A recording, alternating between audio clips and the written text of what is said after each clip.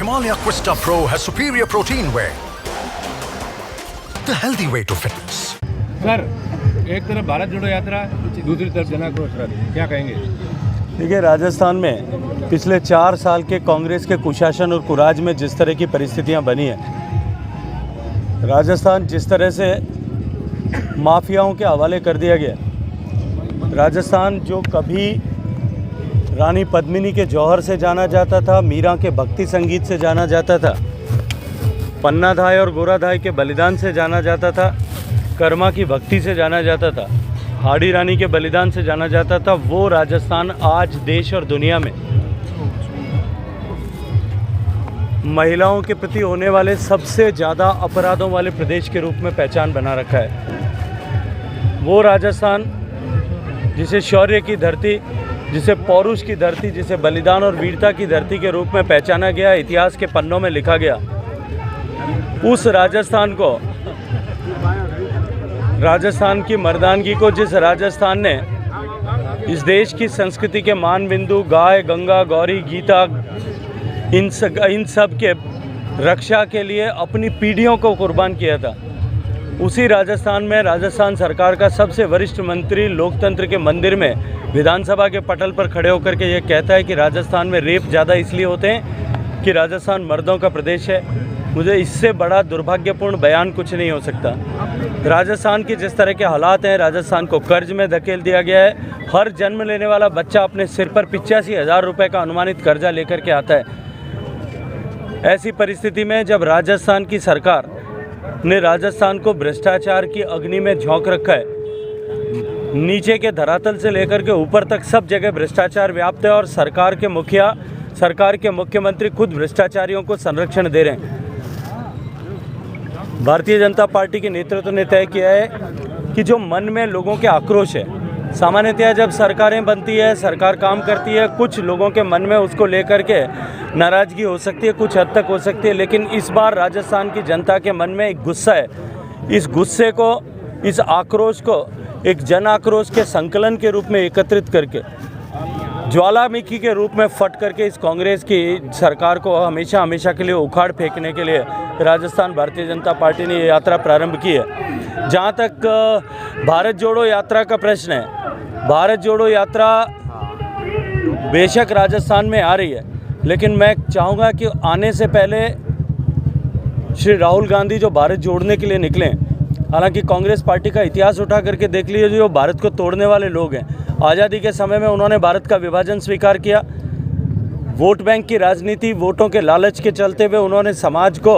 धर्म और मज़हब के नाम पर बांटा, उन्होंने समाज को ऊंच नीच के नाम पर बांटा, उन्होंने समाज को गरीब अमीर के नाम पर बांटा, अगड़े और पिछड़े के नाम पर बांटा, जाति जाति में बांटने का काम किया, बोली और भाषा के नाम पर बांटने का काम किया। वो कांग्रेस आज हास्यास्पद है कि भारत जोड़ने के लिए निकली है, लेकिन जब राजस्थान में वो निकले और आ रहे हैं, आने से पहले मैं चाहूँगा कि वो जो वादा उनकी सरकार बनने से पहले उन्होंने राजस्थान के किसानों से किया था कि हम 1 से 10 तक गिनेंगे और कर्ज माफ़ी होगी,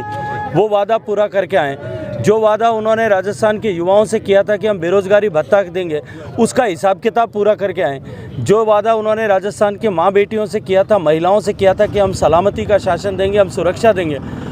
उनको अपने इसका हिसाब किताब दे करके आएँ। उसके बाद आकर के राजस्थान में नई बात करेंगे तो मुझे लगता है कि वो अनुकूल होगी। प्रसादी लाल मीणा जो है, उन्होंने कोटा में बयान दिया है कि भाजपा तो हर प्रदेश में जो जनता की चुनी हुई सरकार को गिरा रही है और आप पर खरीद फरोख्त के आरोप लगे हैं। चलिए, मुझे लगता है कि मुझे उस पर टिप्पणी करने की आवश्यकता नहीं है,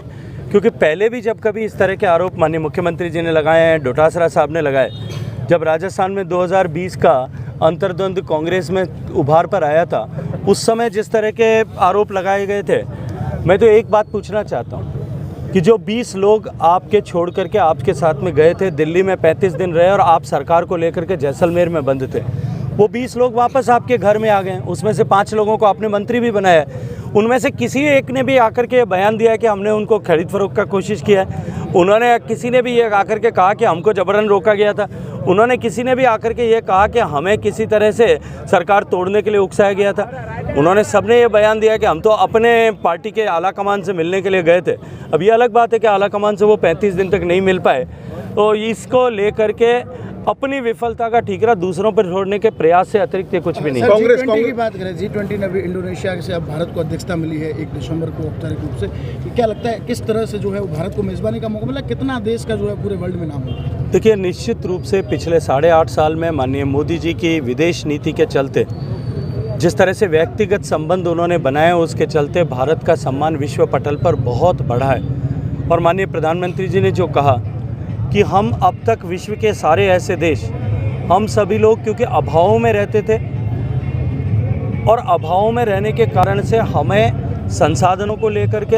हमें भोजन को लेकर के, इन सब को लेकर के जो चिंता थी, उसके चलते हुए दुनिया में जो है